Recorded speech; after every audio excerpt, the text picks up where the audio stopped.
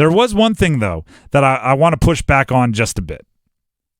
Mac Brown defended a question I asked, or defended his defense following a question I asked. And I framed it trying to be a little savvy, right? I framed it by saying, your defense was near the bottom of a lot of rankings and statistical rankings in the ACC last year. And then I went into a question about, bringing more pressure and game plan. And Mac defended his defense a little bit here. And if you missed it, you can catch it on our YouTube page, like I mentioned, 99.9 The Fan on YouTube, or we'll play a snippet for you right here. Here's Coach Brown from yesterday. We gave up 1,000 yards against Appalachian State and 61 points in the second game of the season, so everybody turned on our defense and said they were awful after that. They actually played pretty good down the stretch and only gave up like 24 points in the ACC contest. So, and we blitzed a lot more than we thought, but when you give up that many points, everybody says, well, they don't blitz any, and they don't tackle any, and they don't hit the quarterback, and they don't cover, and all those things were true in that fourth quarter at Appalachian State. That is an unbelievable impression, by the way. I know exactly what you're talking about. but I was in the media. Sometimes we get on these tangents and we can't get off. When the narrative is made, it doesn't matter what happens. It's not changing. But yes, I think because the defense has heard how bad they are and how bad they were, that they are going to improve. Did you hear that? The one now, like I said, Mac Brown, extremely pleasant interview, right? It was made me feel like I was ready to commit, right? I was ready to go like, do I have any eligibility left? Sign me up, coach. But the little dig that stings a little bit is when he said, like, I was in the media too. I know how the narratives get locked in and you get stuck on things. Because I like to fancy myself a media member that understands that, right? I was a player. I still kind of think of myself as a former player, played at the University of Delaware. I don't get caught up in narratives. I deal in facts. So after hearing that little like, hey, the defense, it was really just 2 bad games, but the media, and I know how you got caught up in the narrative, I went and looked it up, right? He has a bit of a point. Carolina was dead last in the ACC in points allowed last year. Yeah. However, in just ACC games, so eliminating non-conference games from that statistical pool, they were 7th in the conference in points allowed. Okay. So the point was, yeah, a couple bad games do lower your statistics significantly. My counter is, if you ignore the worst games of any defense, they're probably going to be a better defense. Fair. Right? Aside from those games where I missed all of the shots I took, I shot a pretty good percentage this year, isn't how we normally deal with sports. Right? You can't just say, oh, you gave up 45 points to Notre Dame and 61 points to App State. If you take those away, didn't average nearly as many points allowed. It's like, yeah, but those games did exist. I think of it like my golf game, right? I can put together 3 pretty good holes, and then I'll hit a 10. And it's like, I don't just get to write that off and say the 10 didn't exist. I'm 2 over par. Like, that's not how it works. The other thing that the reason why I asked the question, and I went on, by the way, the question wasn't just like, hey, your defense wasn't good. How do you plan on doing it better? I asked about, there's a lot of rumblings around the program, and this really came out during spring ball, with being a more aggressive defense, blitzing more, right?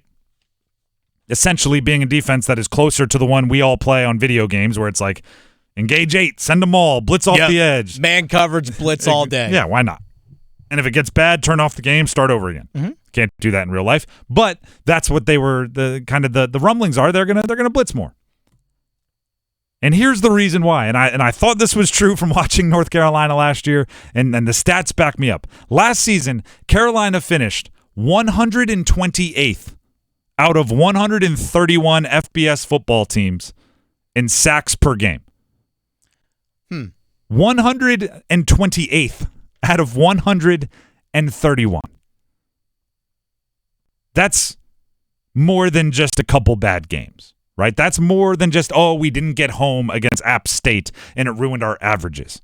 If you want to look at just total raw numbers, they were 125th out of 131 FBS teams in total sacks, right? Because a couple teams played less games. 125th out of 131. And that's not Power 5, that's FBS in total. That's not great. And in the ACC, you're going to be playing a lot of the quarterbacks we've been talking about, right? The best news for UNC football's defense is that they don't have to play Drake May. That might be the best thing. Very true. Because if you can't get home against the quarterback and you're playing Drake May, that's going to be a problem. But guess what? It's going to be a problem against Jordan Travis of Florida State. Actually, they dodged Jordan Travis also. Mm-hmm. But you still face Spencer Rattler from South Carolina. You still face Riley Leonard from Duke. You still face Cade Klubnik from Clemson. Garrett Schrader from Syracuse is solid, right? Played very well last year. Good touchdown to interception ratio. If Brennan Armstrong gets back to form, you're going to have to play him at State. Phil Jurkovic, who at Pitt, if he can get back to the heyday of his Boston College career, would be another quarterback that if you don't get home against, he can hurt you. And there's always a few surprise standouts in quarterbacks from the ACC, right? You might have a stud on your schedule that you aren't aware of yet. And you need to get them off their spot. You need to pressure them. You need to hit them. You need to get them on the ground and put them in 3rd and long. You need to get home. So basically what I'm getting at here is shades of gray, right?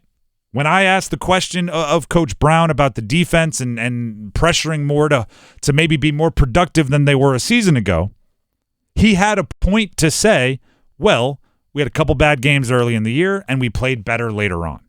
So we'll acknowledge that there's a point there, right? We'll acknowledge that it wasn't as bad as maybe the season-long numbers look. But we also have to acknowledge that it's going to be tough to be a defense that you can lean on, right? It's going to be tough to be a defense that can support the offense when it goes through its struggles if you aren't able to fix the few things that held you back last year. And one of them was pressuring the quarterback, and not only pressuring the quarterback, but getting him on the ground. Yeah. 128th out of 131 FBS teams in sacks per game. That should never happen with the type of recruiting that North Carolina has been able to do on the defense. Right? You have, and they're veteran too. I was looking up their depth chart.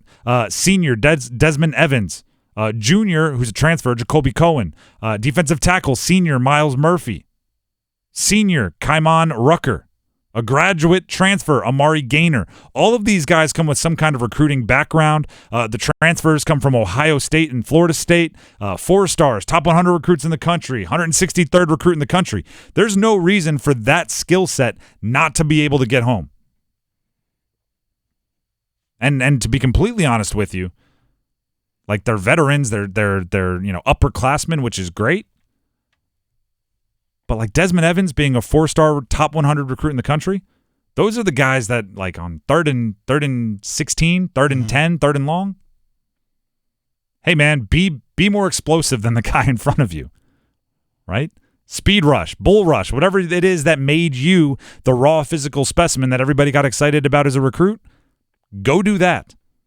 Right on 2nd and 6, it's where you have to like either set the edge or fill your gap, or right then you got to do all the football nerd stuff. You got to go that outside shoulder free. Yeah, exactly. Then you got to do all the stuff that you never did in high school because you were just better than everybody. Mm-hmm.